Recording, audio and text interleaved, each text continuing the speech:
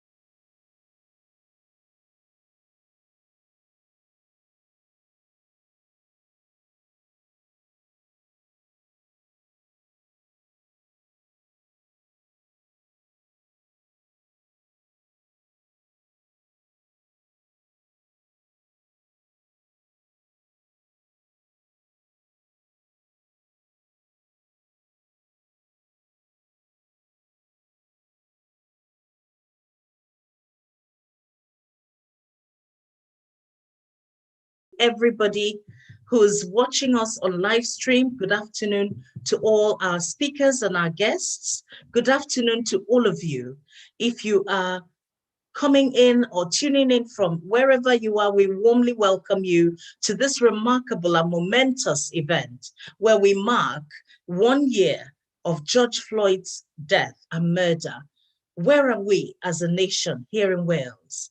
We warmly welcome every single person who is joining because they want to support the war against racism, because they want to take a personal pledge, a zero tolerance policy pledge to eradicate racism from their lives, from their professional organizations, from their institutions, from their society and their community.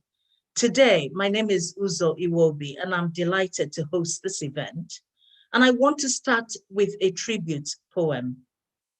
For the hanged and the beaten, for the shot, drowned and the burned, for the tortured, the tormented, and the terrorized, for the abandoned by the rule of law, for those manhandled or person-handled and destroyed by law enforcement officials, we will remember you.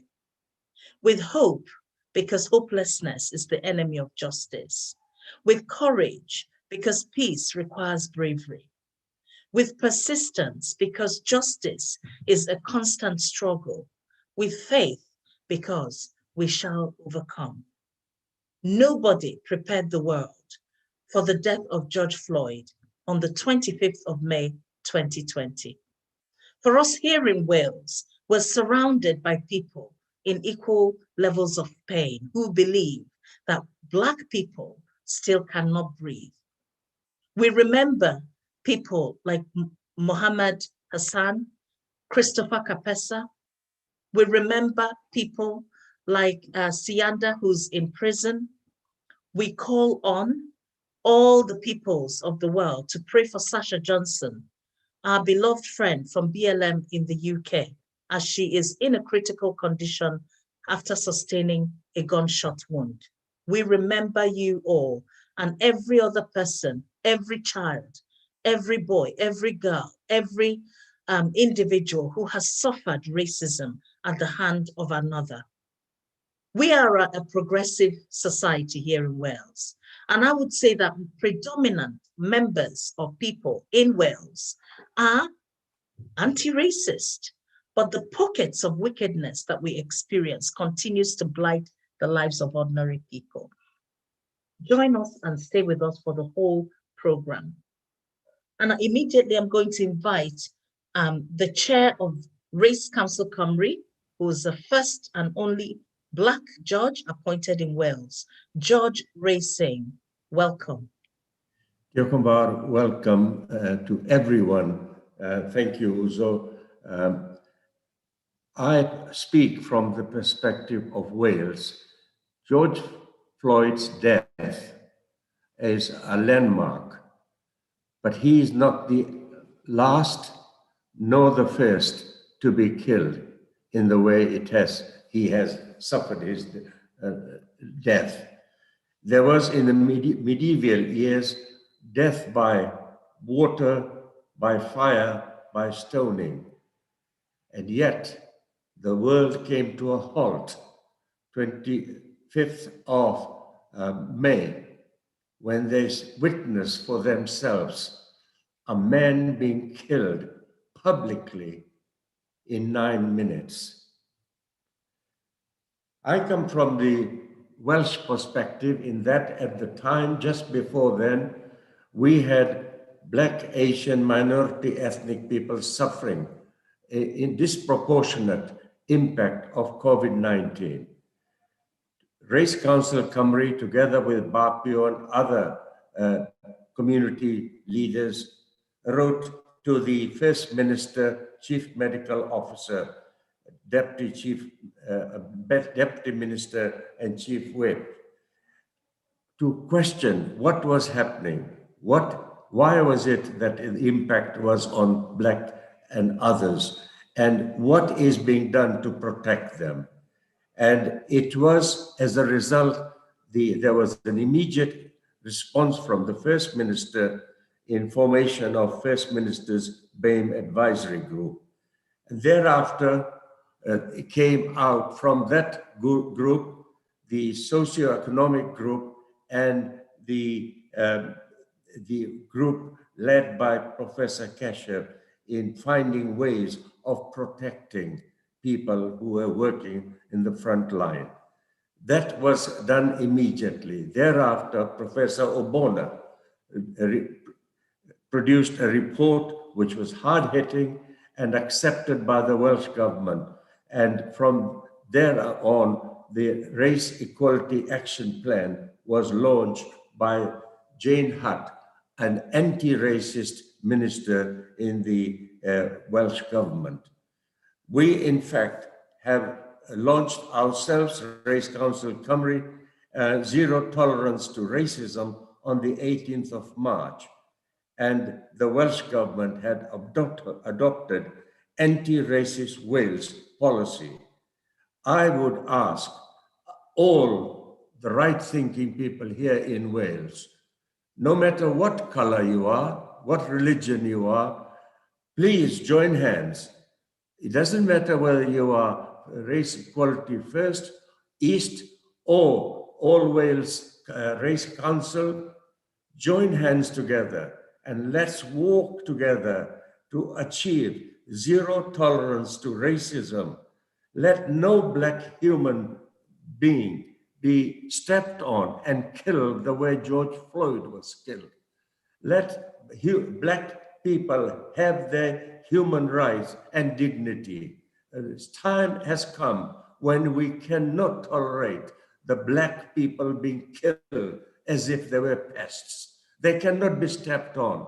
Let's stand up to it and let Wales be the first one to lead this anti-racist policy, zero tolerance to racism, and be an example to the rest of the United Kingdom and the world. Diolch yn fawr, thank you very much. Thank you, Judge Singh. Thank you very much. It is true that the world witnessed the death of George Floyd and that people stood on his neck and knelt on his neck until he died. And that triggered a world consequence, a global protest that we all saw. His name forever is immortalized in history, not just for how he lived, but also, sadly, and most poignantly, how he died. We all witnessed the riots. Some attended the riots, and we had held a Zoom protest march in America and around the world. Here in Wales, we witnessed close to 25 different protests gathering across Wales and witnessed the rise of Black Lives Matter regional groups across Wales that led to the birth of Black Lives Matter Wales, which is their collective group of policy work. Once again, let's take ourselves to those videos and images of what happened here in Wales in response to the death of George Floyd.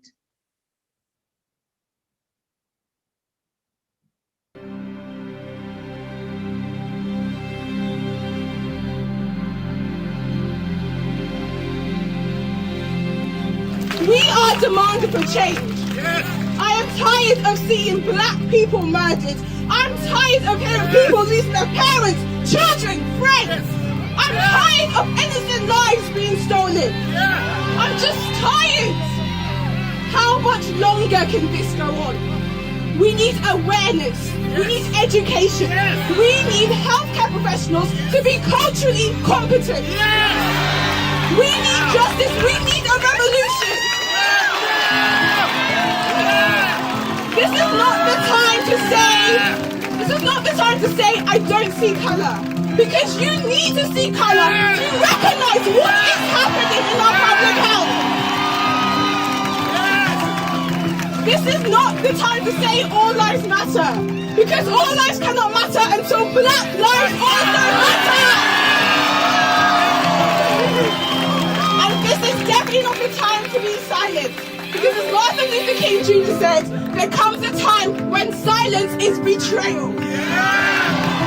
So I urge you to stay informed, raise awareness, sign petitions, because Black Lives Matter and we will always matter. So stand with us, fight for us, fight with us, be part of history, because Black Lives Matter!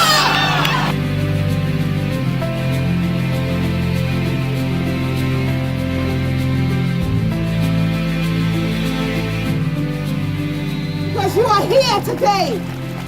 You are here to stand up for injustice. You are here to stand up against oppression.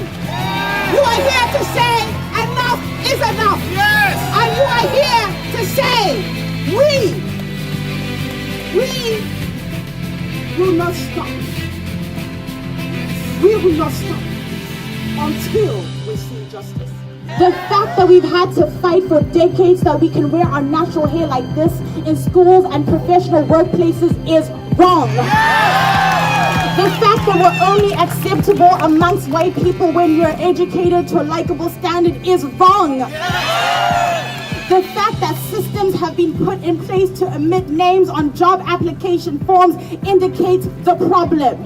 Yet when we make it through the interview stages and the color of our skin is seen, our chances of success hinges on the diversity makeup of the company or how truly exceptional we are, meaning are we twice as good as our applicants? What is that? This is not right. This is not right.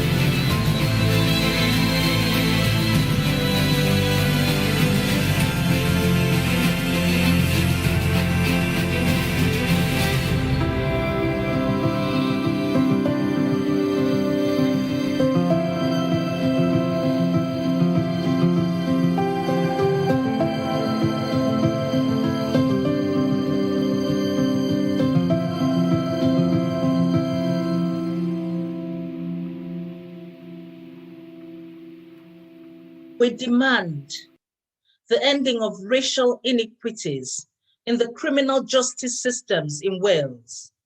We demand substantial reforms to this new curriculum, and we are heartened by the work of Professor Charlotte Williams to embed and mandate Black and diverse histories across Wales. This event today is organized by so many organizations, not one.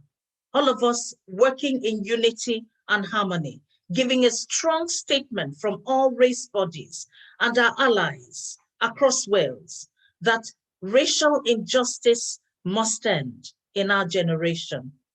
I'm going to invite our minister, and before we do, we must remember that the minister worked exceptionally hard to hear the voices of grassroots community groups across the whole of Wales. She traveled far and wide on Zoom, on Teams, to listen to the voices of Black and diverse peoples of Wales. And as a result of that, commissioned the writing of the Race Equality Action Plan, the very first anti-racism plan that Wales has ever produced. We cannot forget that she's led the ministers and the Welsh government, along with our First Minister, to implement the first anti-racism Race Equality Action Plan, the first nation to do that. We are trailblazers, we are game changers, and we warmly welcome the Minister, Jane Hutt, in her new portfolio as Minister for Social Justice. Welcome, Minister. Well, Prynhawn, good afternoon, and thank you very much, Professor Iwobi, Judge Racing, for those opening remarks, and for the welcome this afternoon, but also for that amazing memory of the film of last year's the coming together of so many across Wales and the world, Black Lives Matter. It's a very important invitation for me to join you today to mark 1 year since the tragic murder of George Floyd. And this time last year, we were watching in horror the images of an unarmed Black man repeatedly crying, I can't breathe, whilst a police officer, Derek Chauvin, held him in a knee chokehold position for almost 9 minutes, leading to his death. On Tuesday, the 20th of April, a US jury found Chauvin guilty of the murder of George Floyd. Sentencing is going to happen in 2 months, likely, and Chauvin could spend decades in jail. Some justice is being served in this instance, although it will bring a degree of reassurance. It doesn't wipe away or soften the grave injustices that Black people have faced for generations. And what happened to George Floyd, as has been said, sent shockwaves across the globe and sparked worldwide protests against racial injustice and inequality, including here in Wales. Black communities have long known that the injustice we saw is not contained to the shores of the USA. That racism, both overt and institutionalized, is a grave and undeniable injustice faced by so many, so often, and in so many different ways. The Welsh Government stands determined, shoulder to shoulder, with all those that campaign for equality and an end to institutional racism. As a testament to this determination, in March 2020, the First Minister and Welsh Government committed to developing an unprecedented, ambitious and radical race equality action plan. And this plan was built on open and transparent values and draws not only on the expertise of so many individuals and organisations, but on the lived experiences of communities and individuals for whom racism has been a very real part of their lives. It's not a plan that will allow for the status quo or that will sit nicely on a shelf. It is a plan that is clear in purpose, grounded in action, and championed by people that will hold future governments, and indeed this government, of course, to account. It is a plan that is unashamed in its determination to root out racism and racial inequality by 2030. The Race Equality Action Plan is out for consultation now. All views are needed and encouraged. And it would be remiss of me not to mention also the difficult and remarkable time we've all faced this past year during COVID-19. In a time of struggle and grieving for so many, we have to address how disproportionately Black, Asian and minority ethnic people have been affected. In April 2020, last year, the First Minister formed the Black, Asian, minority ethnic COVID-19 advisory group, led by Judge Ray Singh, supported by Professors Keshav Singhal and Professor Emmanuel Ogbonna. And their work was commendable on an issue that is crucial to understand and address. Wales can no longer just say we are against racism, we must be actively anti-racist, and that is how we intend to move forward. So I want to thank all of the activists and campaigners who've done so much to get us to this point. Together, we will do all we can to do right by all those people who marched and protested and who share not just faith, but a determination that Wales is destined for better. And what we can do can then be hopefully shared and reflected across the world. As the Reverend Al Sharpton said during his eulogy for George Floyd, the movement cannot rest until there is justice, until there is one standard of justice. That is what we're determined to deliver. Diolch yn fawr. Thank you. Thank you very much, Minister. Well, the people say that you cannot say words that you don't mean. And Minister, in the past year, we have seen you say words, powerful words that you have come through and you've produced that plan. And we look very much forward to the implementation of that plan and supporting your work as you continue to push forward with an anti-racist Wales. Diolch yn fawr, Minister. So without much ado, I'm going to invite Mrs. Vanessa Cyril, who's our patron on Black History and a well-known advocate for racial justice in Wales, to just give a very brief opening remarks. Diolch yn fawr, Mama Vanessa.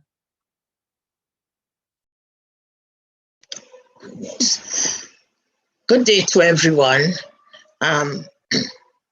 I dare not introduce myself again, but I've worked for the I've worked for the NHS for well over 40 years. I've taken an interest from the time I set my foot in the UK with the injustice that was done to us, especially coming to work in the NHS. I can give you a long, long story, but I will cut it short. Where are we now? I've known Ray Singh for many years. He's fought and he's still fighting. They've called him mad because the injustice he's seen, when he spoke about it, there are a few names that have been fighting since I set my foot on this soil in the United Kingdom. Some of them have gone and they haven't seen what have come through. We have had things that have been good. And to think we've got to come to the fore because of George Floyd's death. It's very refreshing to think young people, white people, Asian, from all nations join in. Why are we still there? Why? We've given service, we fought the wars. For me, I've never looked at to say this is a white lady, I will treat her differently. This is a black lady, but we have the reverse most of the times. Where do we go from here? What have we seen in the last month or 2 months with the new race relation supposed to be? Documents 40 years back. There's no institutional racism. There's nothing like that at this moment in time. Look at what we face with the pandemic. The majority of people who died were people from ethnic minorities. They are the frontline working, the dirty jobs being given, no respect for who they are, but let's give them the dirty jobs. And what have they had? We've lost, per population, quite a large number of these people. I'm just saying, for someone who's been there for many, many years, running to London to lobby, coming back to Wales, a full-time job, and giving all I have to look to see if we can make a change. We are progressing in Wales, but it's not just Wales, it's right across the United Kingdom. And for the people who were there before, like Rudolph Narayan, I don't know if Ray remember him, it sent him to drink, who fought so hard, fighting with the police in the court. I think a lot of the young people, you go back and look at his history, the police taking his book because he got the right things, what people, and fighting. He was a barrister. He didn't live to see because of all the stress and what happened to him. And I'm thinking of a young man from St. Lucia, I don't know if Jean, surname Jean from Chicago. He was killed by a woman policeman in America because she thought he was in her flat. And it was in his flat and she killed him. There's lots been going on. The family have fought very hard. That's another one again. So I'm remembering him today because he was promising an accountant, went over there, studied, had a job, and he was shot, age 25, by somebody who didn't look. And it wasn't her flat, but she was sent for life. We as people who are fighting for Black Lives Matter, it shouldn't be done now. It shouldn't be done now. You know, there's people who've been fighting all their life. Will go to their grave still fighting. We should see result. We are seeing some result in Wales, yes, but as I say, the whole of the UK. You shouldn't be looking at people coming for an interview because their name is not an English name. And when you see them, you're aghast because they're Black or they're Asian. We shouldn't be doing that now. We've seen it. I've seen it happen. I've been in the middle of it where I have to stand up and say, for goodness sake, they probably can write better English than you. They've got 2 languages. Where do we go from now with Black Lives Matter? One of the things I want to say, we had a march in Newport. I really wanted to say something, but I think people forget the older people who were there, who got battered and bruised and insulted because we saw things were wrong. We challenged society. We challenged the people in power. And when they finish, they want to make our life miserable because we are working in certain positions. But I still carried a flag, and I must say to them, I wanted to say a few words, but I was ignored because it was, okay, it was the young people.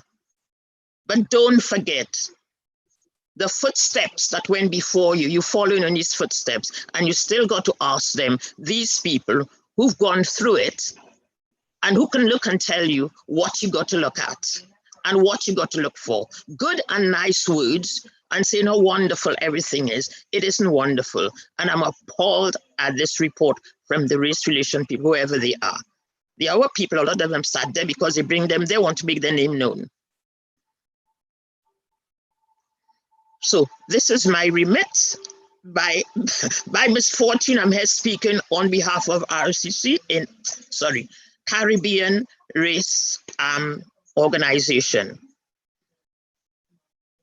So thank you very much for listening. I've got lots of stories to say, but unfortunately time is the essence. So thank you very much.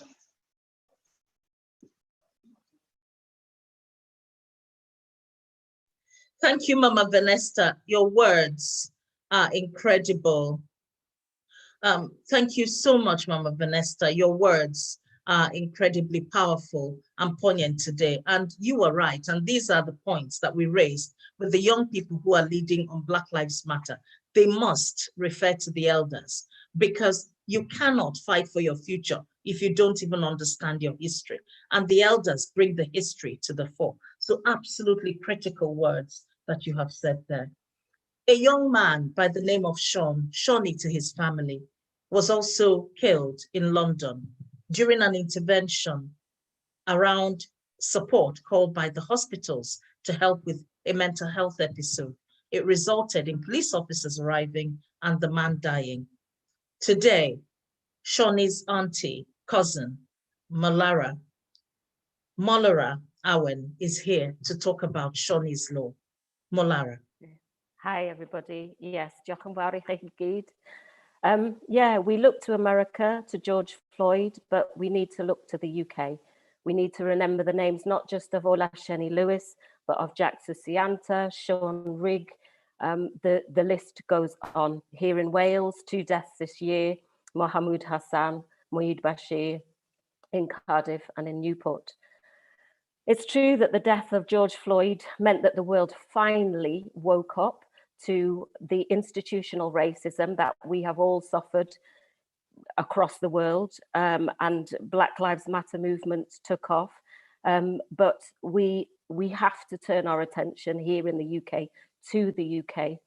Sheni Lewis was my cousin. He was in Bethlehem Hospital, mental hospital, having, he was a Master of Science. He'd done his degree, his master's, had a period where he was struggling mental health.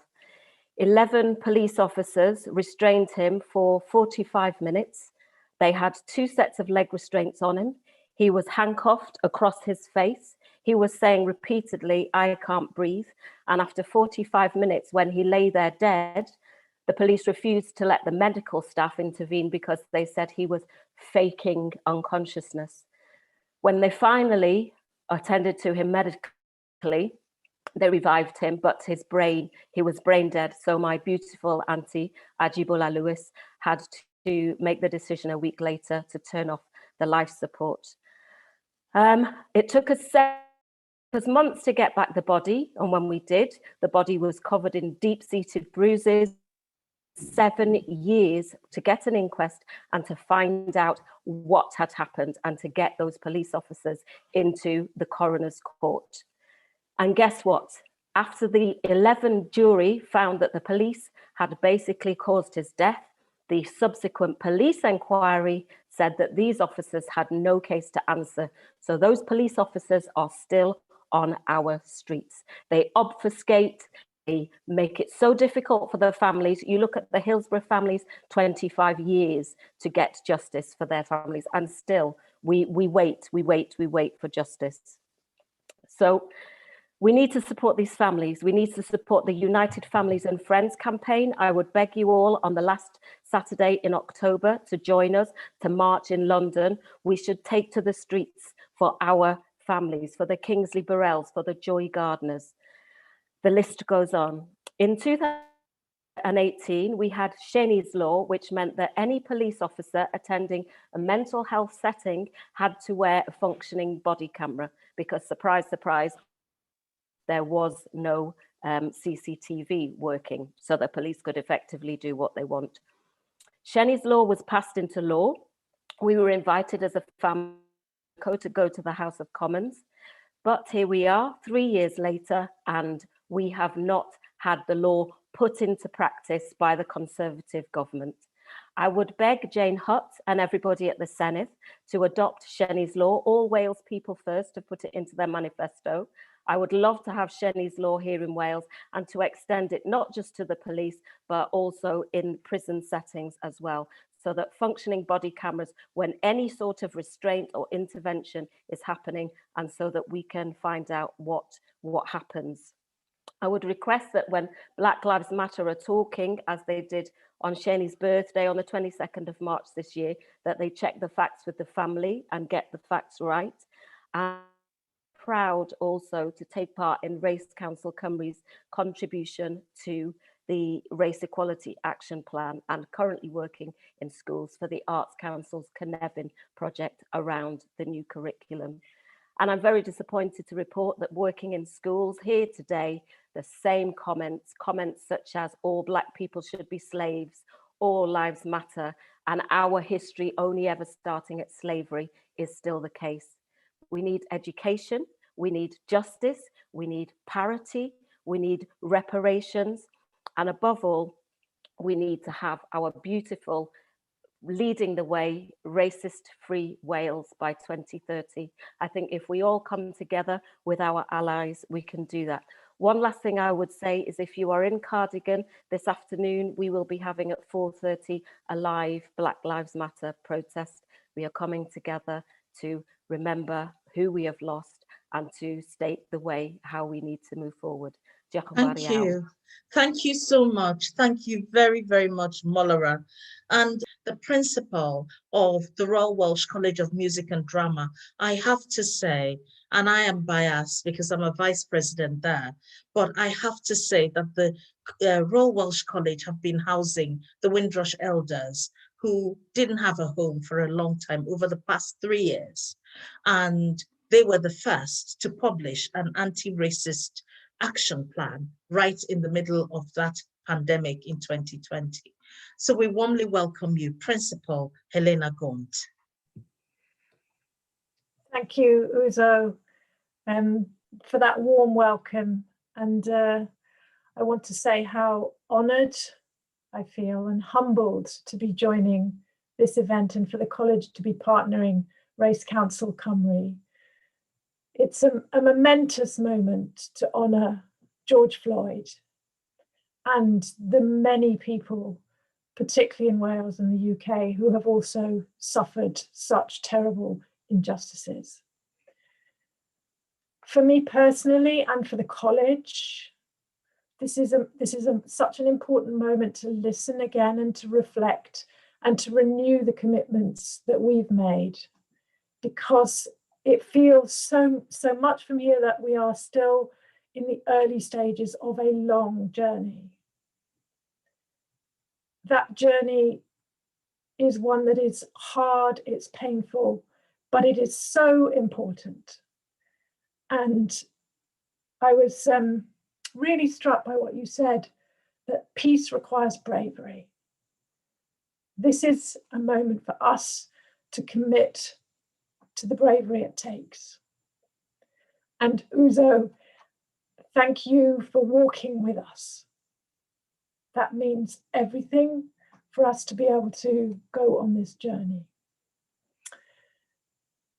I'm not going to say any more other than to introduce one of our students at the college.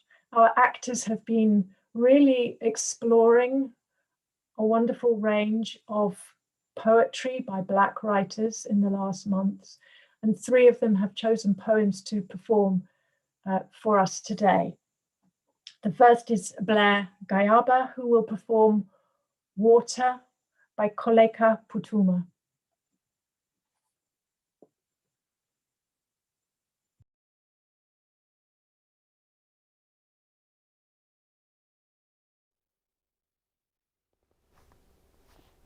The memory of going to the beach every New Year's Eve is one I share with cousins and most people raised black. How the elders would forbid us from riding the wave, to giggle, to splash in our black tights and ShopRite plastic bags wrapped around our hair. Forbid us from riding the wave, for fear that we would be a mass of blackness swept by the tide and never to return again, like litter. The elders forbid us from the ocean as if it had food poisoning. I often wondered why I feel like I'm drowning every time I look out into the sea. This and feeling incredibly small. And I often hear this joke about black people not being able to swim or being scared of water. We are mocked, and we have sometimes mocked ourselves, but every time we go under, it's as if the reeds remember that they were once chains, and the water, restless, wishes it could spew out all of the slaves onto the shore, whole as they had boarded, sailed, and sunk. Their tears is what has turned the ocean salty. This is why our irises burn every time we go under. Every time we go under, our skin re-traumatizes the sea, yet they mock us for not being able to throw ourselves into something that was instrumental in trying to execute our extinction. For you, the ocean is for surfboards, boats, and tans. But we have come to baptize ourselves here. We have come to stir the other world here. We have come to cleanse ourselves here. We have come to connect our living to the dead here. Our respect for water is what you have termed fear. The audacity to trade and murder us over water and then mock us for being scared of it. The audacity to invade us by water. Are we not tired of dancing for you? Gyrating and singing on cue? Are we not tired of gathering as a mass of blackness to atone for just being here? To beg God for protection from a war we never started? To march for a cause caused by your intolerance of our existence? Raise our hands so we don't get shot. Raise our hands in church to pray for protection. And we still get shot there too, with our hands raised. Invasion comes naturally for your people. So you've come to rob us of our places of worship too. Come to murder us in prisons too. And this is not new either. Too many white people out here acting God. Too many white people out here doing the work of God. And this God of theirs has my tummy in knots. Me and him have always had a complicated relationship. This blue-eyed, blonde-haired Jesus I followed in Sunday school has had my kind bowing to a white and patriarchal heaven. But you only choose to understand the scriptures that suit your agenda. You have taken the liberty to colonize the concept of God, gave God a gender, a skin color, and a name we had to twist our mouths around. Blasphemy is wrapping slavery in the gospel and labeling it freedom. Since the days of Elijah, we have been engineered to kneel to whiteness. And we don't even know if the days of Elijah existed, because the person who wrote the Bible did not include us. But I'd rather exist in that godless holy book than in those history books that do not tell the truth about us. For us, on behalf of us. If you really had to write our stories, then you ought to have wrote it in our mother's tongues, the ones you cut off before you fed them a new language.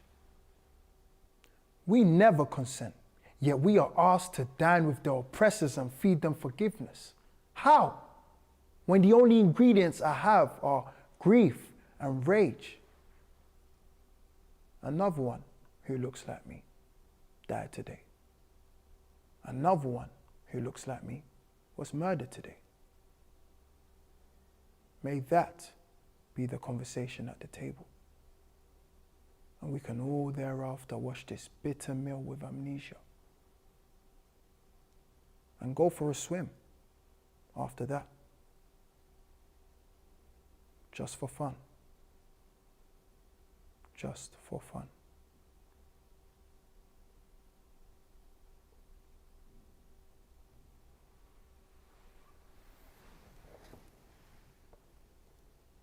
Wow.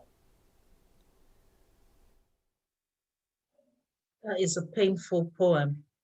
I think we need to listen to that again and again. And Professor Helena Gunn, to bring out this artistry among students takes a skill. And that is the excellence of the college, that our young people can be given the platform to orate the truth, the pain, the joy, the sorrows. And at this time, we celebrate the writer and the producer and the actor of that poem, Water. Thank you so much. There's more coming from the Royal Welsh College a bit later, their students. So now we move forward to one of the partners. As I've said throughout this is a collective event. It is not led or owned by anybody. We just have a channel through which all the organizations that I will name at the very end can progress their truth and mark today. So one of the partners is the National Museums of Wales, who have established a brilliant Black Lives Matter work stream. And their Black History Officer, Nasir Adams, is here to speak. Diolch yn fawr, Nasir. Diolch yn fawr, Uzo. I'll just share my screen.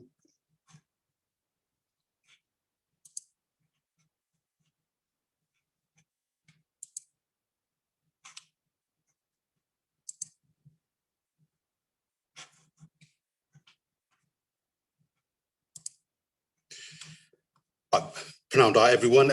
So today we mark 1 year since the murder of, or the brutal murder of George Floyd at the hands of racist police officers. When everyone across the world marched in solidarity with the Black Lives Matter movement. But I would like to say now is not the time for our modesty. We have to keep on representing, raising awareness of the Black people's struggle, injustice and achievements, both within our institutions, communities and nationwide. I'm here to say that it's really important, even after the cameras stop showing up, even after the big crowds on the streets, it's really still important to spread this message. It is important for us in Amagad Cymru that we recognize the struggles, the achievements and the lived experience of and the presence of those Black communities.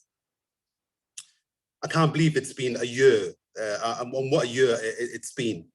But for us, it's really important that we inspire and instill pride in ourselves and community among young Black people, and to help confront the problem of racial discrimination through greater understanding by making the Black past, present, accessible, meaningful to the broader communities.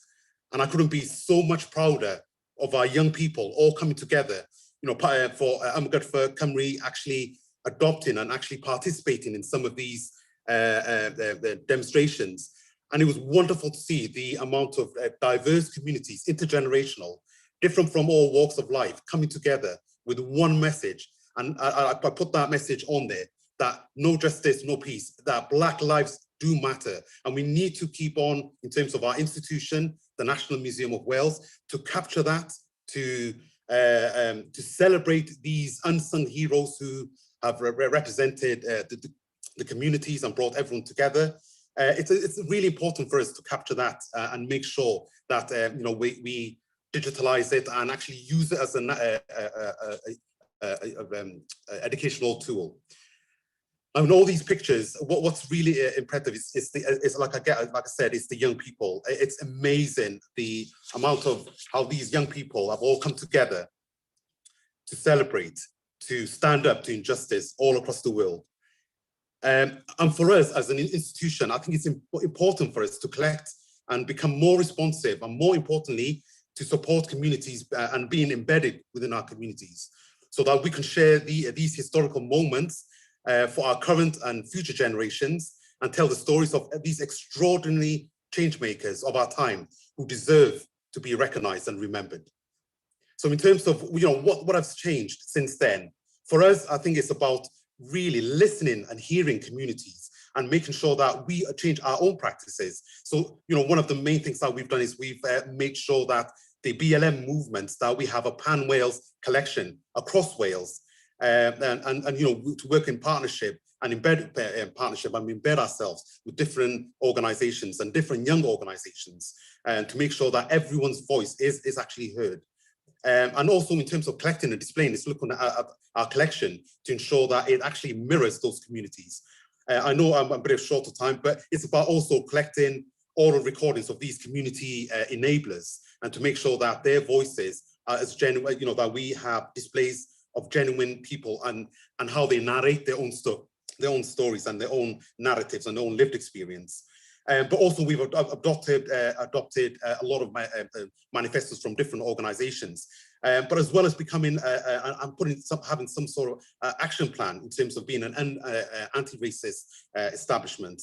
So we, and also looking at having a decolonizing charter that looks at some of the things that are reviewing and reframing some of our existing collections to draw up the Black history narrative. But I also would like to take this opportunity and just to say that we're thinking of Sasha Johnson, the Black Lives Matter activist in London. We pray that she has a speedy recovery. But I'd just like to say this is, in a nutshell, what we've been doing in the National Museum. And like I said, this is not the time for modesty. We will still continue to this. It's a journey, and it's someone that we're willing to basically endeavour and actually work with our communities. Diolch yn fawr. Thank you very much. Diolch yn fawr, Nasir. We're excited to work with you and to embed and understand more about how you can reflect Black history in the museums, and a wonderful opportunity for you to have collected a part of history in the making through your collections. Thank you for that. And now we're going to see a poem, the next poem that is going to be portrayed by the Royal Welsh College is got an interesting title, Half Caste, Don't Judge, Let's Hear. It's written by John Agard and performed by Shadi Philpotts. Diolch yn fawr.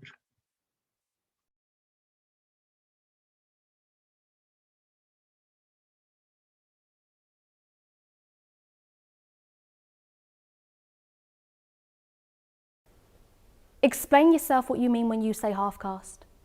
You mean when Picasso mixes red and green is a half-caste canvas? Explain yourself what you mean when you say half-caste. You mean when light and shadow mix in the sky is half-caste weather? Well, in that case, England's weather is nearly always half-caste. In fact, some of them clouds are so spiteful, they don't want the sun to pass, aras. Explain yourself what you mean when you say half-caste. You mean when Tchaikovsky sits down at the piano and mixes a black key with a white key as a half-caste symphony. Explain yourself what you mean. I'm listening to you with the keen half of my ear, and I'm looking at you with the keen half of my eye. And when I'm introduced to you, I'm sure you'll understand why I offer you half a hand. And when I sleep at night, I close half an eye. Consequently, when I dream half a dream. And when moon begins to glow, I half cast human, cast half a shadow. But you come back tomorrow with the whole of your ear and the whole of your eye and the whole of your mind. And I will tell you the other half of my story.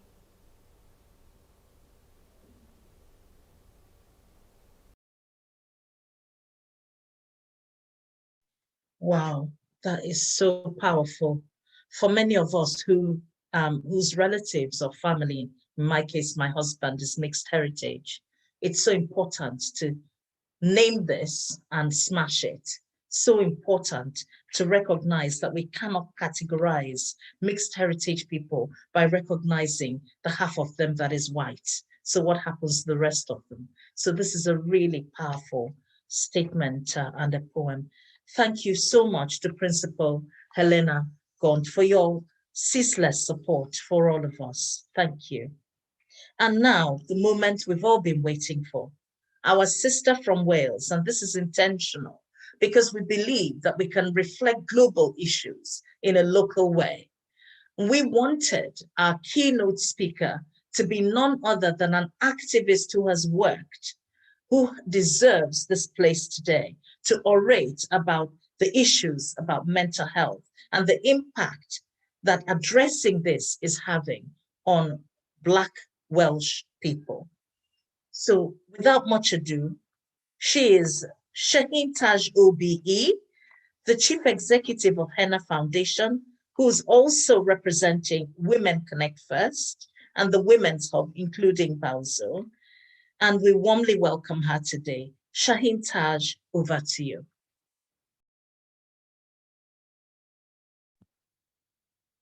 Good afternoon, everybody. Thank you for the introduction, Uzo. You're right, I am here on behalf of Women Connect First and Henna Foundation as well. I have got something prepared in terms of how I want to proceed, but I'm one of those people that I'll have a slide and everything ready, and then all of a sudden I'm like, no, I can't do this. I have to do it from where I'm at right now. And where I'm at right now is feeling a little bit like some of the images that I've just put together. In fact, what I might try and do is share my screen because I want you to understand where I'm actually coming from. One moment. If I can get this going. Sorry, 1 minute. Home, view. I don't think I can get this going. I don't understand what is going on. I do apologize. I'm not going to be able to share, I don't think. Would you like me to invite our next speaker and then you can sort it out with Kay? Yes, sure. No problems. Okay, I skipped the queue. It was my fault, Shaheen. Yeah, I was a bit taken aback, actually. No problems. Well, a person that needs no introduction is our brother who heads up the Newport Yemenis Association. A brother who is a brother in all seasons. A brother who's a community activist that speaks for the broken, for the disadvantaged, for the displaced and forgotten. A brother who highlights the contributions of the Yemeni community here in Wales. He's a grassroots person and a heartfelt, good old human being who stood with many of the families who have been suffering in Pale and in other marginalized parts of Wales. He needs no introduction because you've seen him carrying food up and down. Reggie Al-Hadi, welcome. Good morning. Thank you, Sister Uzo. Very kind words. Thank you so much. I just want to say assalamu alaikum, my brothers and sisters. Peace be on you and all of us. I want to give my respects to brothers that we've lost and sisters, Muhammad Hassan, Moeed Bashir, and other brothers and sisters that we've lost along the way. 1 year on, it was George Floyd's death that shocked the world. It was the blatant racial domination and racial superiority, which unfortunately is part of America's history, which America clearly hasn't fully addressed. It was this incident that shocked us all locally and woke us up to come together as BLM Wales, BLM Gwent, grassroots organisation, Race Council Cymru, and local governments and Welsh governments standing alongside each other. During the past year, lots have been achieved. As mentioned, organisations and Welsh Government working together in partnership to make a difference. Some of the key things that have taken place in Wales on the back of the pandemic was the report commissioned by the First Minister and the Minister of Social Justice, Jane Hutt, which we heard from earlier on, which delves into the racial inequalities locally and the poor outcomes in terms of health, unemployment and educational achievements. However, we are pleased to see that Wales have now updated their curriculum, so racism and contributions from Black, Asian and minority ethnic groups have been included in every school. This is progress, you know, and more needs to happen. We come together today to stop, stand still and reflect on some of the pain and also some of the successes achieved so far. At NYCA, we try to make a difference on the ground by organising locally, empowering communities, by providing services that make a difference to the poorest in our communities. The area I live in, Pilgwenley, is one of the most diverse areas in Newport. In Pilgwenley School, we have 36 different languages. You know, this is powerful. This in itself promotes tolerance and understanding between different cultures. It enriches our community through shared experience with different people. It can attract more money to our economy through the growth of different businesses. You know, NYCA try to run sports and youth and educational tuition to close the gap, as many more projects to support our community. You know, our work is embedded in the partnership, in respect and in love for our people. You know, we have a saying, I got a passion for football, as many as you know. You know, I coach a lot of football in terms of grassroots and actual teams. And in football, we say individuals win you games, but teams win you trophies. Same in life, individuals will win some battles, but together, you know, as a team, we can win wars and affect change to give our future generation a better life. My brothers and sisters, divided we are weak, together we are stronger. I want to finish up by giving you two quotes from two inspirational people that have passed. Malcolm X, who would have turned 96 years old on the 19th of May, he says, education is our passport to the future, for tomorrow belongs to people who prepare for it today. And another inspirational person was the Prophet Muhammad, peace be on him. Over 1400 years ago, he said, there is no favor of an Arab over a foreigner, nor a foreigner over an Arab, and neither a white skin over a black skin, nor black skin over white skin, except by righteousness. My brothers and sisters, together we are stronger. Assalamu alaikum, have a blessed day. Let's work together. Thank you. Thank you so much, Brother Reggie Al-Hadi, bringing your message of peace every single way you go. May the Newport Yemeni Community Association continue to thrive and prosper in all that they do. Diolch yn fawr. Thank you so very much for that empowering comment. Thank you. And now, we're in the right order. And my lovely sister, Shaheen Taj OBE, Chief Exec of Henna Foundation and representing Women Connect First here in Wales. Over to you. Let's start again. I was just a little bit taken aback and I was thinking, oh, what's going on? Sorry. So thank you for inviting me and thank you for the opportunity to sort myself out. What I want to begin with is, I know she's already been mentioned, but Sasha Johnson, who was unfortunately shot in the head on the early hours of Sunday. And I know that the reports are that that police don't think that there is any connection with her being a target. They say that there is no evidence to suggest that's the case. But for me, you know, this is a young woman who we may not always agree with, but she is an intelligent young woman, a mother, a graduate who speaks very powerfully and unfortunately, you know, has had this awful, awful incident. It's not easy aiming for somebody's head. So whatever has happened, I wish her well. I also want to remember people that we've lost along the way. And I want to say this now because I'll probably not get the opportunity again, particularly those in Wales. But what I want to begin to say is I'm working with Women Connect First. I have my own understanding of what racism is like. We've grown up with it.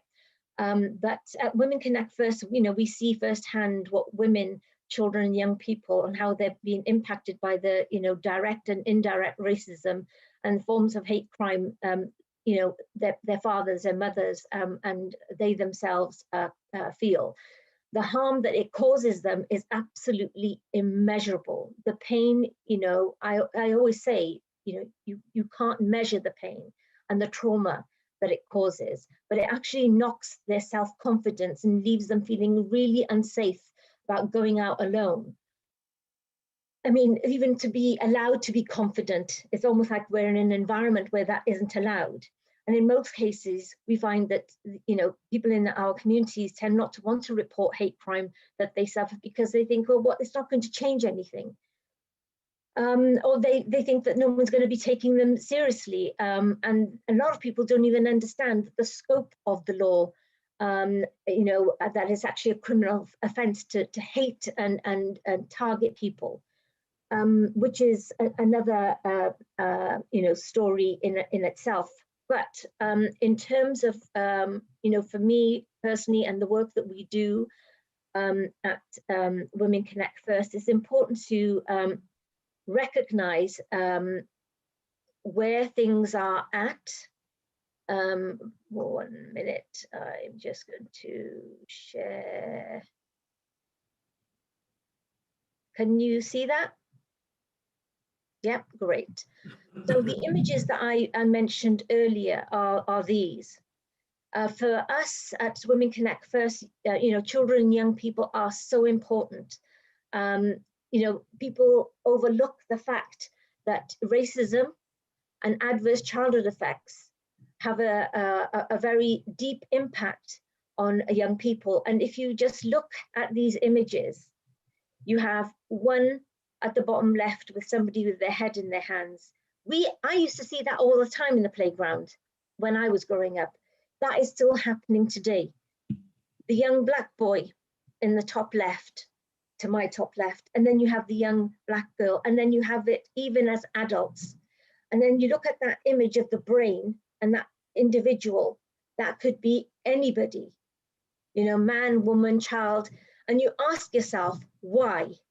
Why is it that, you know, we are being targeted this way? But the reality is that we have a system that is set up against us. Now, you know, the Welsh government, central government, the Scottish executive, you know, Northern Ireland, you may not accept that and you may not believe that, but that is a fact. And even before, you know, we had, you know, the sad loss of George Floyd, and then what's come up with in terms of what's been thrown up due to COVID. You know, we've been talking about the racism in health, in education, in social care, but, you know, people just don't seem to want to understand how that affects us and why this system that is set up to supposedly work for our people isn't fit for purpose. It really is not fit for purpose. You know, we're living in a world where now, even in Wales, we have a unit that takes care of adverse childhood effects. I have been waiting for more than 5 years for that to be starting to even touch on the impact of trauma and racism on young people. You know, we're having training where people are being, you know, trauma informed. So we as a society become trauma informed. We're looking at making sure that professionals are trauma informed. We're making sure that schools, you know, function, you know, as trauma informed. And even we're looking at mental health services to be taking account of that. But unfortunately, they do not take account of the impact of racism. I want to know, when is that going to change? There is some really good work that has started to flow out of the Welsh Government, and starting with the Race Equality Action Plan. I'll be honest, I'll put my hand up. I have not been able to read it from cover to cover, but I have looked at the summary document, and I have to say I'm really pleased. I'm impressed. I want to thank everybody that's been involved in that, but it's just another document for now, until such time it is actioned, until we see those race equality action plans in all the different departments. It's not right that in 2020, where we had COVID rife, people were losing their lives left, right, and center, and people of color were being targeted, hated, and then you had the issues in terms of the recent cases that we've had, where we've had to, support campaigns. Why in Wales are we supporting campaigns? Well, we're supporting campaigns of injustice because there is injustice. There's the Christopher Capessa case. I mean, I thought that kind of like broke me. And I started to say, you know what, we need to start doing more work on adverse childhood effects and the impact and the trauma of racism. And we need to get professionals to understand, but we're too busy firefighting on the front line that we can't even challenge the professionals. And the professionals who have the responsibility, the legal responsibility at the local authorities and at the Welsh Government are not getting it. And I'm hoping that this Race Equality Action Plan is going to change that. I'm also going to say one thing before I want to introduce my colleague and very dear friend, my boss, my lifelong friend, Maria, who is going to share with us some information about the Christopher Capessa case. What I want to remind people is we have something called litigation. And the fact is that the Welsh Government and the central government, but I'm not concerned about central government, I'm more concerned about the Welsh Government. They have legal responsibilities, and do not think for a moment that there are not people willing to take out litigation. I know people who are ready to take out litigation. And what's difficult for me is that I have spent the last 22 years saying, no, we need to work with the Welsh Government.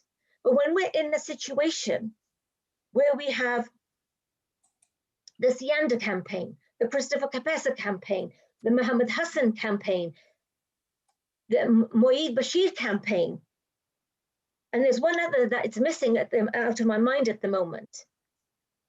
If we have just those in Wales, there's something seriously wrong.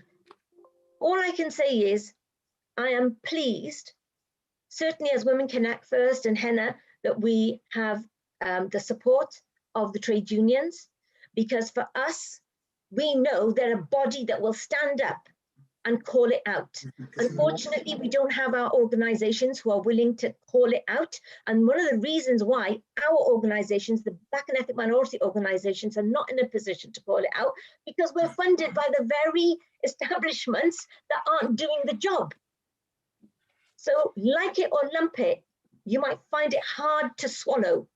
But I'm telling you, people, you're not getting it right, and you're making it hard for people like myself and Maria and others, where we're saying to people, you must engage with the public services, you must engage with the local authority, they will help you, they will do this. But actually, all we're doing is leading them up to a path where they're actually being more traumatized and being put out on a limb. And when something goes terribly wrong, they're having their children removed, and now we're even having lost lives. It's not right. People need to understand mental health and the trauma. They need to understand what racism is doing to our children. And I want you to open your minds and open your hearts and reach out to us, speak to us. We're here to work with the third sector, the BME third sector, and people like myself, Maria. we're here. And that's why we were set up, is to aid our communities and to aid the establishment. The establishment doesn't seem to want to get it. They want to tick a box when they feel like it, but it's not happening. So at that, I'm just going to leave you with one message from me, and that is the message that Doreen Lawrence says time and time again, and still I rise seeking justice for Stephen. While she as a mum is seeking justice for Stephen, we have now other mothers in Wales who are seeking justice for their children. That should not be the case, not after Stephen Lawrence. So if what I have said has upset some people, I'm not going to apologize for it, because not everybody is willing to stand up to it. Because they fear the consequences. And the only consequence I fear, because I'm a woman of faith, is the day of judgment. And I will add one more thing. Sorry, Uzo. I want there to be a birth of more people who, like people like Hillary Brown, will use litigation to get things done. Because you know what? We wouldn't have these campaigns in many respects if we didn't have people like her, because we all have a value, every single one of us, even those who I'm talking negative about. But we need to start recognizing that further. So without me saying more, I would like to pass you on to Maria.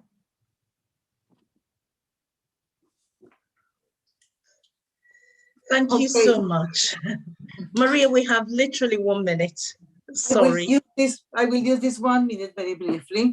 I just wanted to say that on behalf of Alina Joseph, who is the mother of Christopher, the campaign that we have at the moment, trying to get justice for Christopher, I just wanted to say that we, as a campaign, as mothers, we know that Christopher was killed nearly 2 years ago on the 1st of July. We are still waiting for justice. We are still, the very institutions that are supposed to be protecting us and giving us responses are failing us, are failing ourselves and our communities. The IOPC, the police, social services, housings, politicians, local authorities. We have knocked every single door that we have been told to knock, and nobody give us the right answer. We're still waiting. Alina is still living in a community where her son was killed, where they are facing lots of racism. So I just want to talk on behalf of Alina and say, let's don't forget, on the 1st of July, it's been 2 years since Christopher was pushed and killed, and we still don't have justice. So this is happening in Wales, and I don't want to go over other cases that people have gone through, but as a woman of color, as a head of Women Connect First, as a friend, as a mother, I appeal to all of you to keep Alina and her family in your thoughts and your hearts. And please join the fight for equality and for justice for Christopher. Thank you. That's all I need. Thank you so much, Sister Maria. And thank you, Shaheen, for your powerful words. We must continue to challenge. And unfortunately, whether we like it or not, people are dying because of racism. So it is far too expensive to spare words or spare feelings. If we don't speak now, the very stones will rise and speak up. We need to remember the campaign of Christopher Kapisa, 12-year-old, pushed into the river, died, and the decision that is not in the public interest to actually ensure justice, that the perpetrator faces justice for what he did. So continue to support that and many other campaigns across Wales. And right now we're going to go straight into our next poem that is, our next speaker, who is the leader of the National Black Asian and Minority Ethnic Youth Forum for Wales. His name is Ali Abdi, B-E-N. Ali does not need any introduction. Everybody who knows young people in Wales knows Ali. Ali, over to you. Thank you very much, Uzo, for the introduction and for bringing us all together for the anniversary of the most horrific moment, especially in my lifetime, the killing of George Floyd. He was not just a victim, His death was not just a catalyst for activism and protest. George Floyd was a man, a father, a brother, a friend. His life mattered. And I want to send love and condolences to his family and loved ones today. Like Uzo mentioned, I lead on a national Black, Asian minority ethnic youth forum. We have over 300 members across Wales. And the death of George Floyd and the subsequent movement by Black Lives Matter had a profound effect on their lives. Just as much, if any, on like similar to everybody else's. If I just touch on my history, my family originally came here to Wales from St. Ireland. My father was a merchant navy seaman. He used to tell me stories growing up about the other men that he worked with, and they came from all around the world to Wales. They never see racism, but today, and like I said, they were delivering coal and other stuff all around the world. But I was born in Cardiff myself. I studied in Cardiff, actively working in Cardiff now. Most of my work involves connecting with young people and children and helping to shape and influence their minds constructively and get them involved in that process. And there's lots to be proud of being from Wales. However, increasingly the challenges and concerns faced by children and young people growing up are highlighting a different side to Wales, an unpleasant side to Wales, whether that is in education, whether that is in employment, training, sports. We've all seen the inequalities in health and how COVID has hit our communities the most. Our future generations are growing up experiencing obstacles, unnecessary hurdles that are slowing or putting a halt to their progression into becoming young adults, active citizens, and tomorrow's leaders. It really does pain me that they begin to be less proud of the place they call home and a nation that gave me and my family lots of opportunities. Fundamentally, this is down to a whole host of things, from discrimination to racism, lots of which is structural and institutional, like we know, and which Black Lives Matter will not stand to accept no longer. Institutions in Wales, across all sectors, must reflect and acknowledge that they have been complicit in upholding the very systems that have made Black Lives Matter movement a plea for basic human rights, a necessity. Until we do, justice will never be fulfilled. In such situations, as leaders, it is our responsibility to follow in the footsteps and paths of leaders before us, those who have poised confidence, showcase perseverance, and remain determined to succeed in their ultimate goal. We are standing on the shoulders of these giants who have shown pragmatic qualities of excellence that we are ready to embody, like Judge Racing, like Vanessa Cyril, like Uzo Iwobi. Leaders and events such as what happened to George Floyd allow us to look inward to find the motivation we require to be the leaders of today. Thank you very much.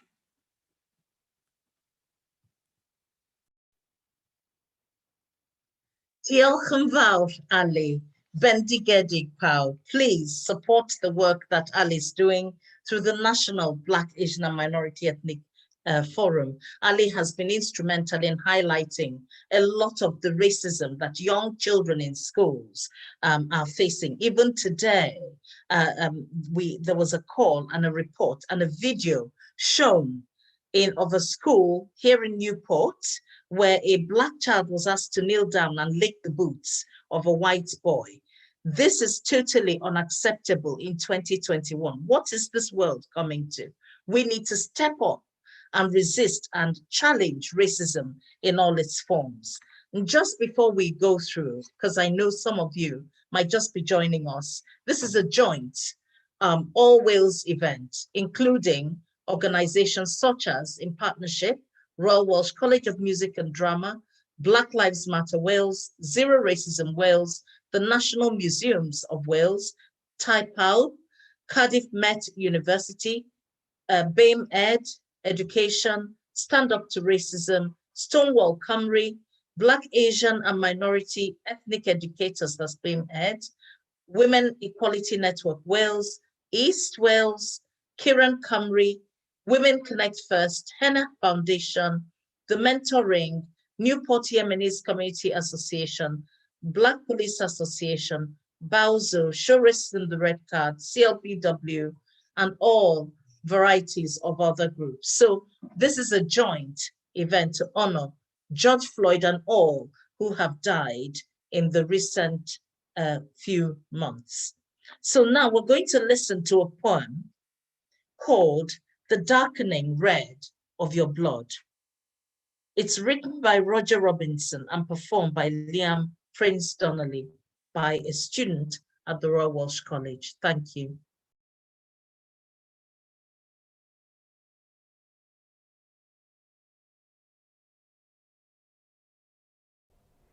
Now your shoulders have broadened and the cleft in the centre of your chest is more pronounced. At some point, you'll be stopped by policemen for no valid reason. They will ask unnecessary questions. They will say something to try to degrade you. They will look for some reaction or excuse to cause you some harm. Their eyes will betray their intent, and you will feel an anger so mighty it will make you clench your jaw, make the veins in your temples throb, because you know that with one punch of your youthful strength, you can lay them out like sleeping infants, make them trace their maps of bruises for weeks in the mirror. This is a trap, young brother.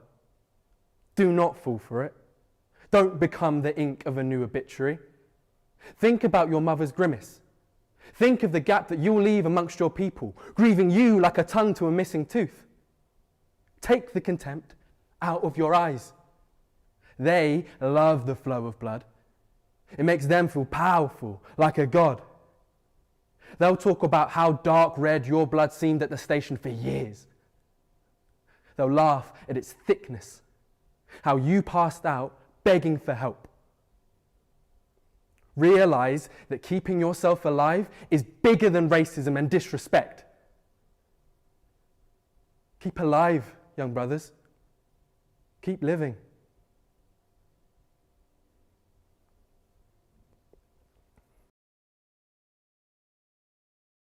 Wow, what a message, and so powerfully delivered. Thank you so much to all the team at the Royal Welsh College. I tell you, it was shocking to me, if you've ever heard the presentation online, where a police officer, two colleagues were laughing as they watched back an arrest of a 79-year-old Black woman in America. And they were describing their joy when they popped the bone in her shoulder. You could hear it visibly on the sound of that YouTube clip. And they were laughing and saying, now, wait for it, you're gonna hear the pop. This is how people are treated. You're not seen as human, you're seen as less than the other, the one who can be dispensed with. Let us hear from a young man, a fantastic young advocate who's fought for equality all through his time in Cardiff University, and now working for East Wales Ethnic Youth Support Team Wales. And he delivered a powerful speech before. We thought young people's voices must be heard. Ame Al-Wawish, I'll wish her. Over to you, brother. Thank you very much for this wonderful opportunity. And before I begin with my short piece, I wanted to send a message to you all. Our voices and our existence is a struggle, but we are an army. By shouting out, by sharing, by saying no to neocolonialism, no to police brutality, no to apartheid, no to ethnic cleansing, no to racism in any shape or form, we are a weapon. Our voices are weapons, and our existence is a weapon, and we will shut down and end this racism. So my piece today to commemorate the murder of George Floyd a year on is called We Can't Breathe. We can't breathe. For George Floyd, it was 8 minutes and 46 seconds. We can't breathe. It's been 400 years in the making, millions in the ocean drowning, a slave trade eyes away from turning, colonialism, theft, and land grabbing gave birth to racist systems governing our lives, or should I say, our killing. Young, old, ancestors, mothers, fathers, dying, we can't breathe. Names that you categorize as BAME. Our lives are not a game. Activists are being shot just because of their fame. Death threats have become a norm. Hate crime just magically ends by filling a form.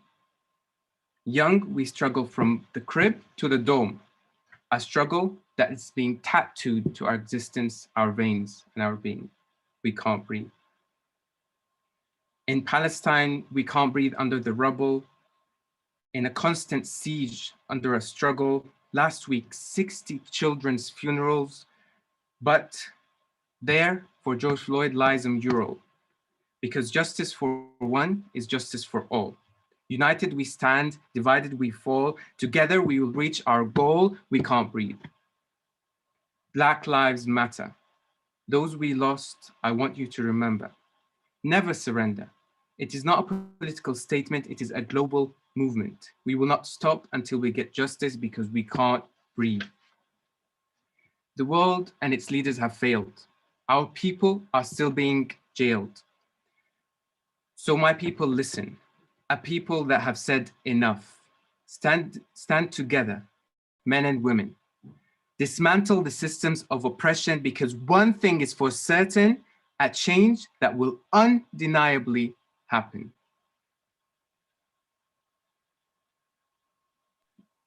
Wow, Ameh, thank you so much. As we did with the last one, please permit us to share your poem as well on websites for other people to read and understand. Change is now.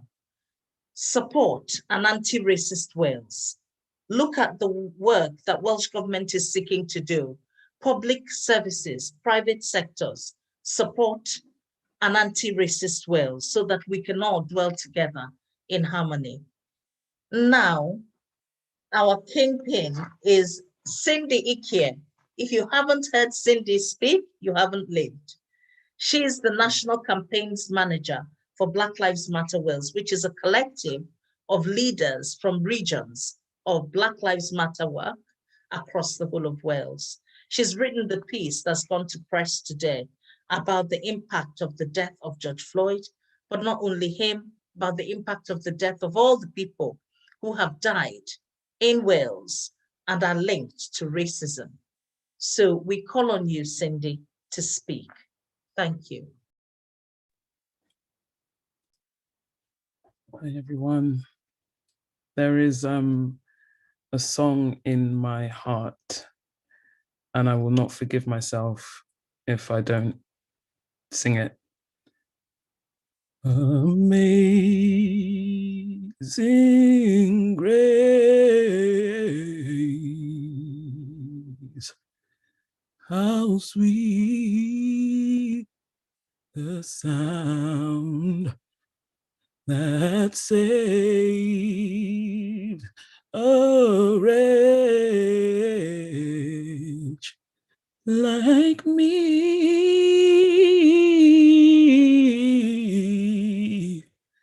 I once was lost, but now I'm found.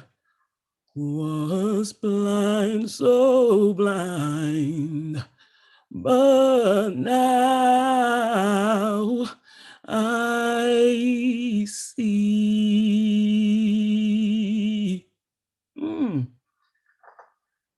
That is the song that plays in my heart when I hear the words "a year on." A year.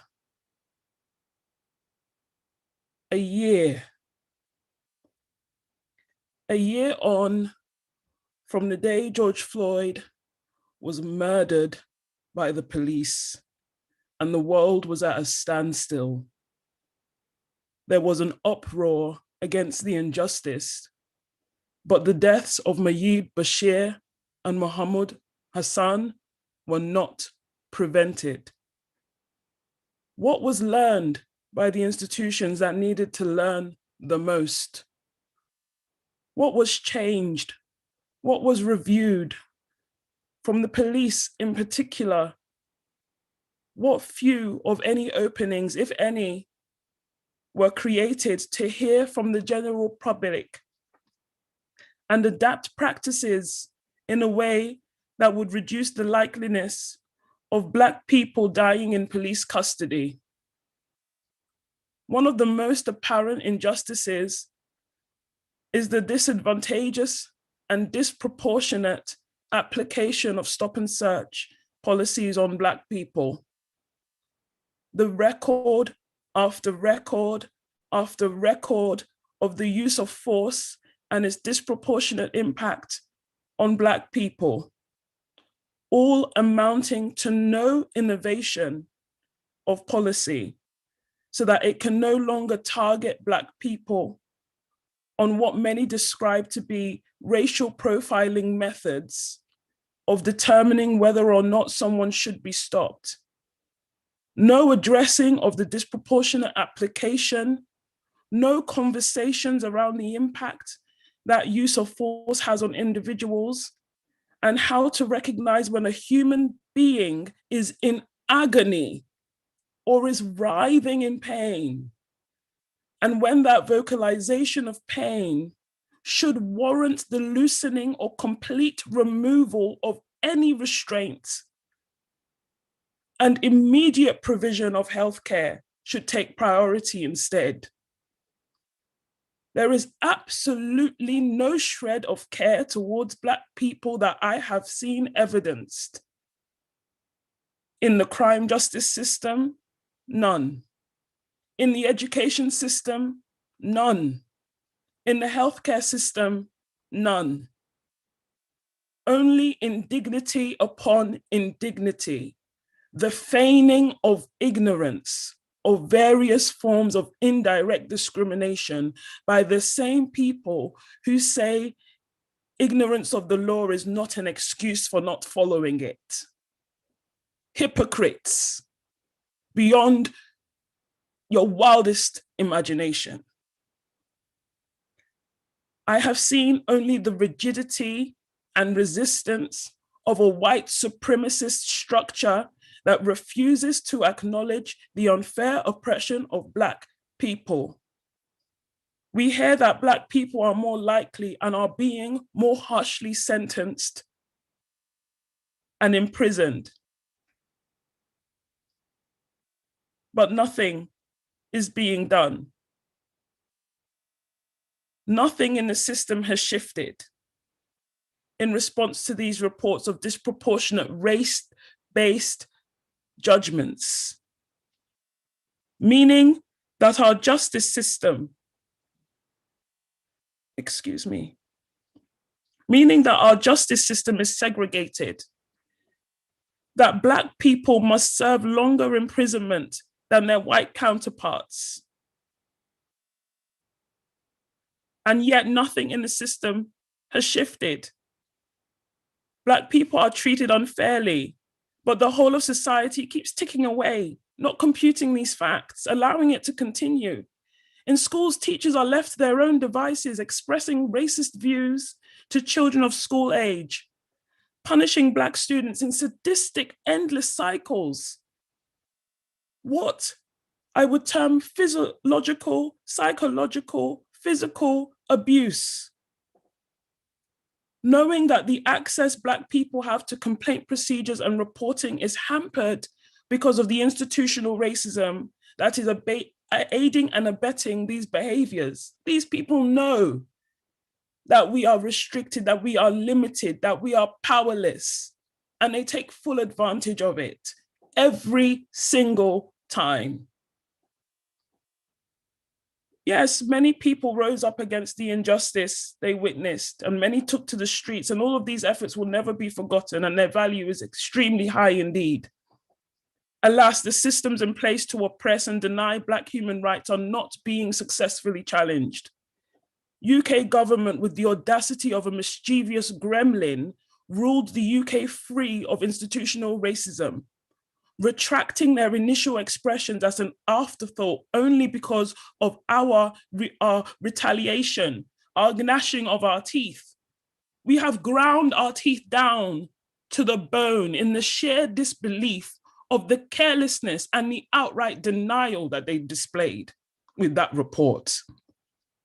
A year on, and people ask me to bring a message of joy, of what has gone right, but I cannot lavish or swim or float within what has gone right, when I know every Black child and every Black adult is still treated with such a level of indignity. I cannot paint and will not paint a fun fair of progress when the illness of Black people in the UK, due to being disproportionately affected by COVID or medical practitioners not knowing what sickle cell disease is still there. I will never pretend as children are coached to racially discriminate, ending up with drowned Black children, leaving us in a predicament of not wanting to criminalize white children, though we offer up Black children and the Black youth to the system with no qualms whatsoever, and all of the dangerous psychological and physical harms that become of criminalizing children. We won't do it for white children, but we will certainly do it for Black children. It's very unfair and continuous. And it is only in cases like the case of Christopher Kapesa that suddenly we don't want to charge children, because fundamentally the system is flawed, full stop. No children should ever be charged, ever. Maybe because we need to come down to the bones of everything and see the principles of our actions and really question whether it's even something that should be in place. Look at the example of the Black people who are suffering and say that this is not right. Full stop, for anyone to have to endure. We deny more and more Black Caribbean students their right to an education by excluding them from schools. And the leaders from education, the leaders in our government, are completely blind to the fact that you need to prevent schools from having the power of excluding students from education, full stop. No more exclusions. We need alternative methods to keep people in education. No one has the right to deny anyone their right to education, a human right. No one has the right to impede the progress of someone's right to learn more, to be better, to heighten their chances at life and their life chances and even their life expectancy. How dare we allow our systems to wield that level of power so indiscriminatory and waving it around so carelessly, so haphazardly, targeting one group and then saying that our schools are not racist. Every single school is getting rid of Black children, churning them out and denying them a livelihood. We see ourselves working on an economy that does not allow Black people to live. Black people are paying for our lives with their lives. Black women cannot even go and have children without gambling their lives away. They may not make it. Their child may not make it because our healthcare system is rigged against the pregnant Black woman. A year on, my friends, and we are still trudging towards the equality that should be set in stone, that should be the new buildings, the new structures. The equality needs to be in the system. We're still trudging, and the chase for justice is still very much under construction. So thank you for listening.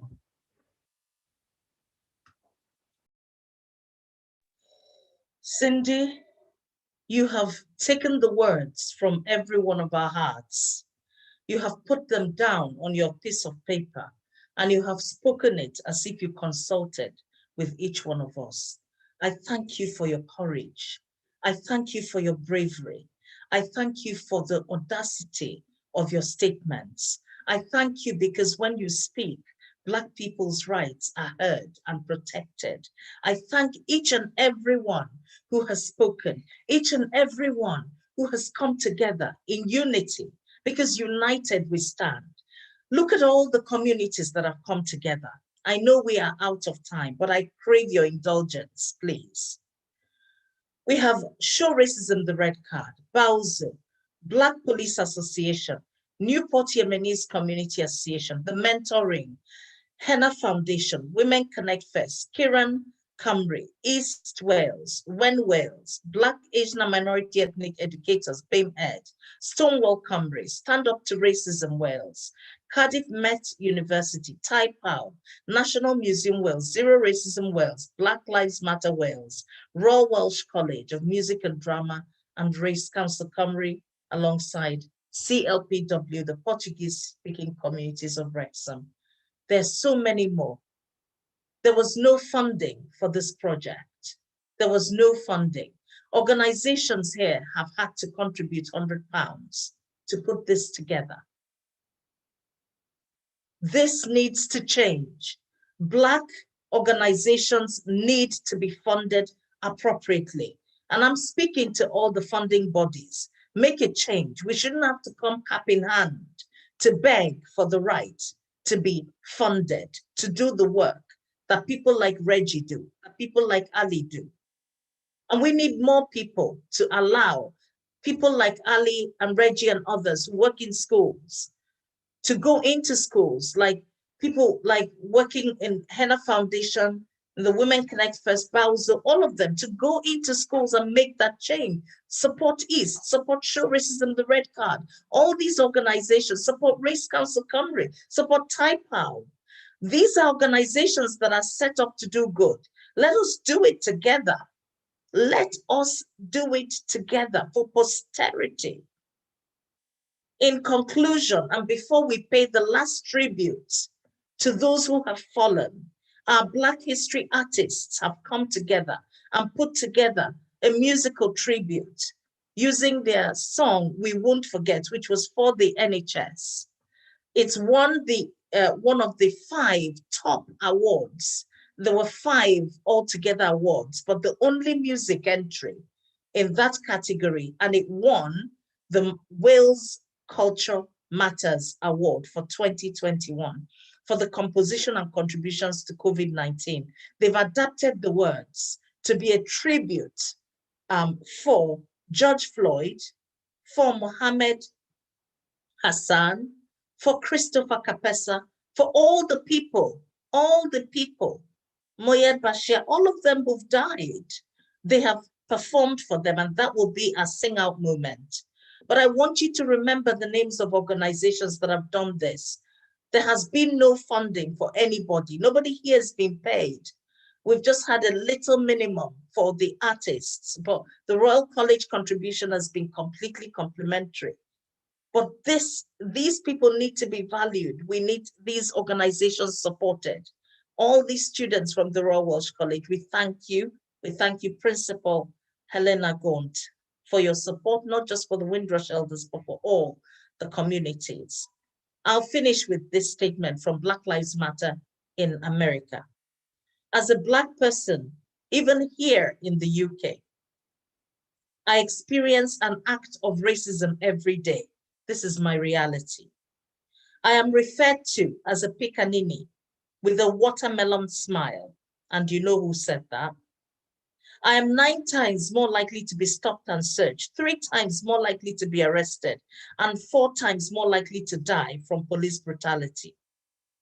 I make up 14% of the population, but 25% of the prison population. I have to make myself smaller or be labeled an angry, Black, and aggressive person.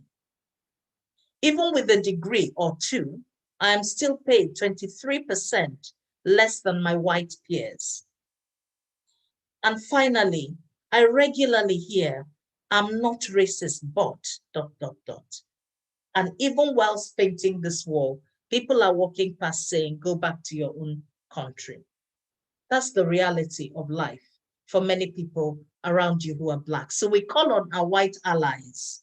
And we call on the white people of Wales, people of justice, people of good conscience. It is not good enough to say, I am non-racist. No, we ask you all to be anti racist. Take a stand, be proactive to say it ends in my generation. And all it takes, take a pledge, Zero Racism Wales. Sign the pledge, apply it to your life, apply it to your community, apply it to your organization. It can become a reality in our generation if we're united. United we stand. Let the Black History Wales artists sing us out. A special thank you to every single one of them that performed. And I call on them, Ife Iwobi, Asha J, Faith, Miss Faith, Anwar Siziba, David Lewis, Kizzy Crawford, and all the ones who composed. We include the producers, Don the Prod. We include Lucas J. Rowe. We include N. Famadi. We include Die Brief Productions. We include the artist, Gio Sugarman. These people acted without pay to raise money for the NHS, and they raised their £2,000. And they've donated that from artists who haven't worked since, many of them haven't worked since March 2020. Let's stand together to eradicate racism. Long live the memory of George Floyd and all the peoples of Wales who died due to injustice. And we stand together because Black Lives Matter. Thank you.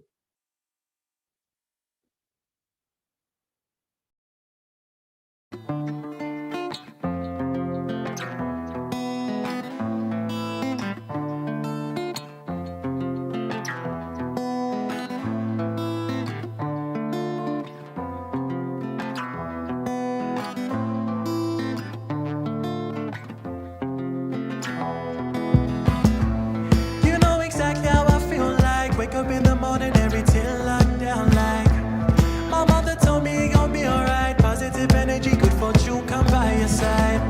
R.I.P. to the fallen, lost souls to the world now, and we won't surrender. We gotta stay together. I just know we'll make it through this. I just hope we'll make it through. Can breathe, can speak, can make my soul, yeah.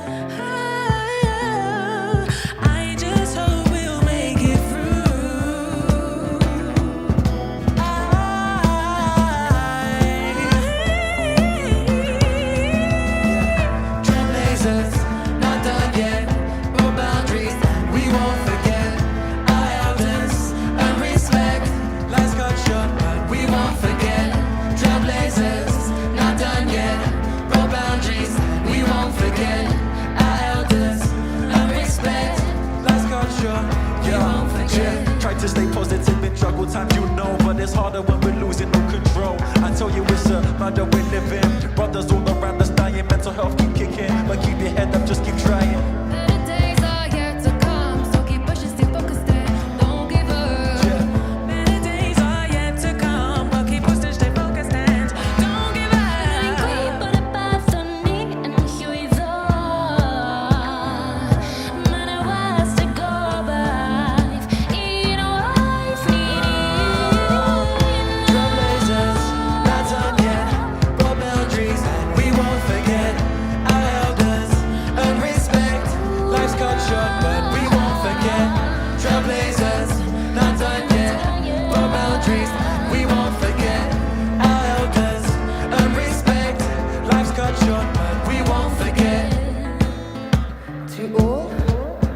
Brothers and sisters who have died to police violence.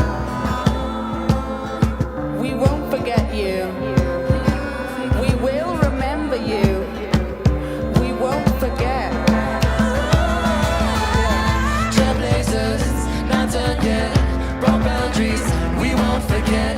Our elders and respect. Life's got short, but we won't forget. Trailblazers.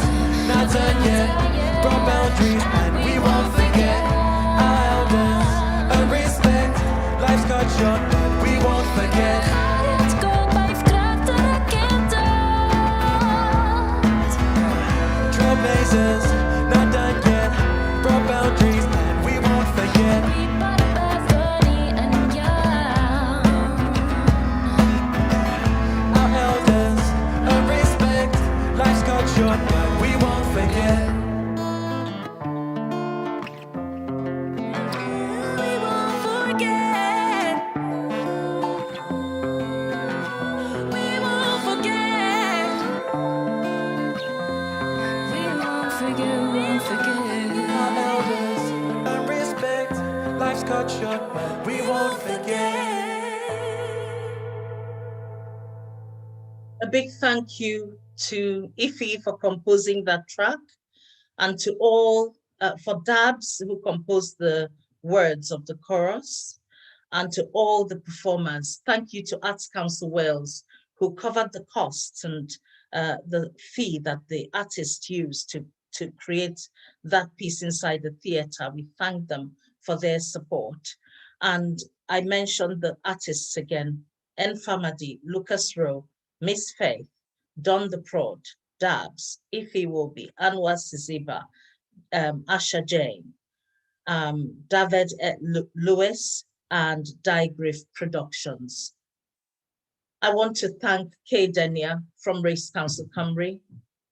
I want to thank Patience. I want to thank Joanne, Adele, Taiwo, Andy, who is our IT manager, and Taiwo, who's working with him today. I want to thank everybody who has tuned in, streamed, and every single organization that has supported us. We won't forget you. And because we stand together, we stand tall. And through it all, even though we hear the words of Nina Simone's song, Strange Fruit, we know that we will overcome, because Black lives matters. And when Black lives matters, all lives will truly matter.